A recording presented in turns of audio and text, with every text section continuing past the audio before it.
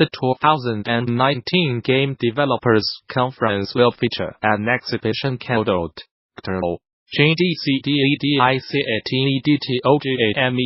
that uses alternative control schemes and interactions. Gamasutra will be talking to the developers of each of the games that have been selected for the showcase. Overtime takes a toy basketball and infuses it with the drama of the final moments of a basketball game, having players work through a tense series of mini-games. Gamasutra had a chat with the development team at Overtime Games to learn more about the thoughts that went into turning a basketball toy into an input device for their dramatic basketball game, how they work to make it accessible for many players, and how they drew upon the power of anime to create a lasting impression. The Overtime Games team includes Josh Delson as the project lead, producer, and artist, Herweg as the lead programmer, Sam Zapiain as programmer, Newsome as designer, illustrator, and environment artist, Moen as composer and sound designer, Newsome as creator of the game controller, and Grayson Ducker as artist and animator. Delson. Our team consists of students alumni of the junior development experience, JDA, in Chicago. 2 years ago, I returned from my first experience at GDC, inspired to create a community of passionate developers at DePaul University.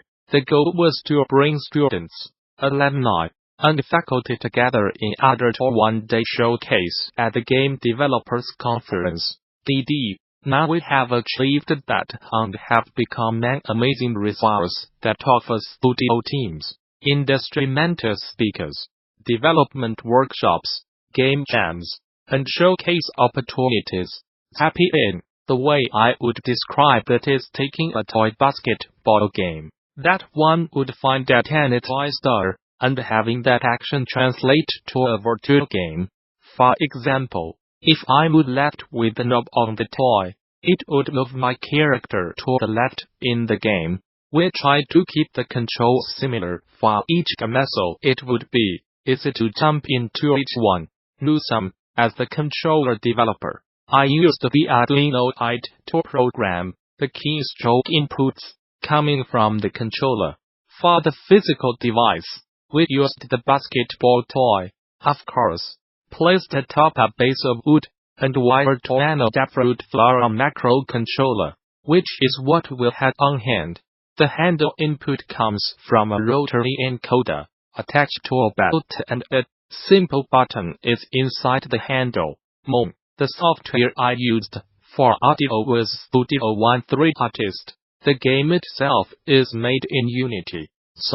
Art-wise, we used Autodesk Maya and Photoshop to create Overtime's art assets. Our team decided to participate in extra credits. First game jam. The theme was based off of their video, awesome per second. We were inspired to create a game with simple mini-games. We received a lot of positive feedback and decided to expand the gameplay experience.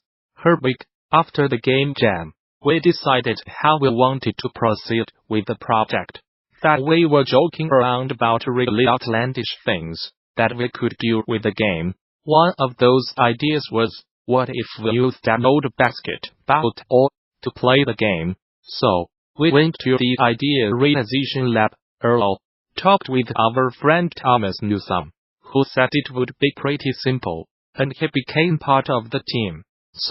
The original pitch consisted of an actual basketball with sensors on it, but that was eventually changed, as we wanted our game to be simple and easily playable. Overtime's first iteration consisted of too many keyboard buttons. However, we eventually limited the game to use only the basketball toys, left-right, movement and clicking. If we were to make more mini-games, we would create mini-games that have a different theme, but similar controls, allowing the players to catch on quickly and understand what needs to be done.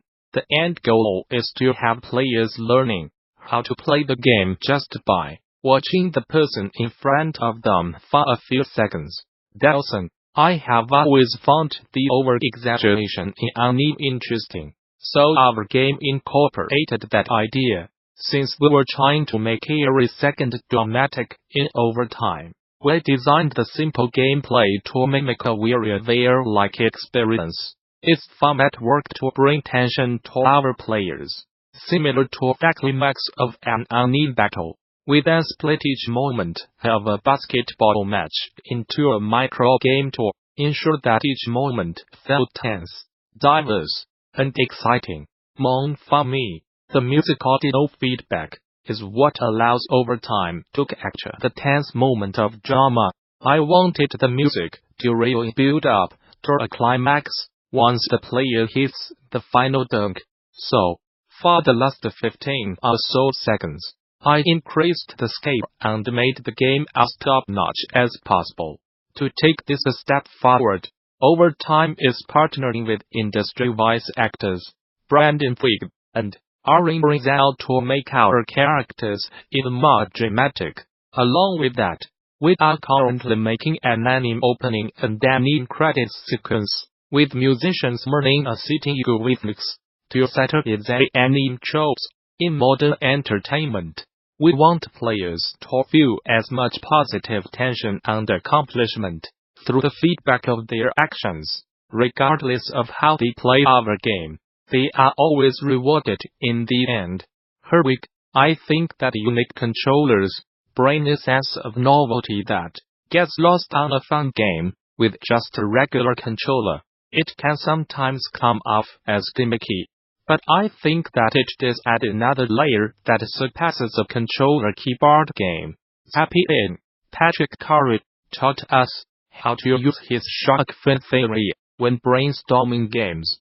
It's this intersection between unique resources and good ideas, creating games that have never been done before. With the rise of alternative controllers and makerspaces, I believe our controller has a sense of hilarious connection to the game that would not be as prevalent if the player was using a keyboard. I would not call it immersion, but I would say it helps better sell the idea that Overtime is a silly game that tries to emulate the feel of a 90s sports anime, and the controller helps create that feeling. If Overtime was played on a normal mouse keyboard of console controller, then we would be a knockoff basketball game. Newsome, playtesting and research were the biggest challenges for Overtime at first. We have showcased our game at large events, such as MineFaire and DreamHack, and with every player, we took away more ways to make our controller even better. Some players were colorblind, others had weak muscles, and even a few played with a cane or wheelchair. Since then, we have partnered with accessible video game design to continue our research. We wanted the controller to be used by as many people as possible, so keeping the inputs low was useful towards that end. With the weight of the controller, the handle can be shifted quite easily with one hand, and the button inside the handle does not have a high threshold for pressing. We plan on adding a linear potentiometer, a easier sliding, and a capacitive touch section, so that those who cannot grip the handle to click can just attack that section instead. Delson, Zapiain, once told us that simplicity is key when developing games. When he overlooked the students behind Dr. That, their limitations were merely to make a PC build and a short 5-minute experience to showcase. This inspired us to not focus on the console porting or what happens an hour into the game, but making the best of the few minutes of player experiences when playing Overtime. Games now are becoming much complex with more button inputs, combos, and hours of grinding. But I feel that simplicity is key to accessibility. Having a strong core gameplay experience with as little input as possible allows one to cater to more people and keep things accessible for a wider audience. Make it well. At Make It Well is a contributing editor at Gamasutra and SOMETIMES content for the web. I hardly play any video games, at least in 2018, with the exception of Detroit Become Human, its first and only mention in my guilty. I missed most of the new hits. I am not sure if it's because 2018 felt like an eternity and drained my desire to do anything. Yikes. But I think I was just too busy, not busy doing anything productive, but finding myself going back to play older games like Overwatch, Drive, Mario, or Jeopardy, instead with my friends at partner.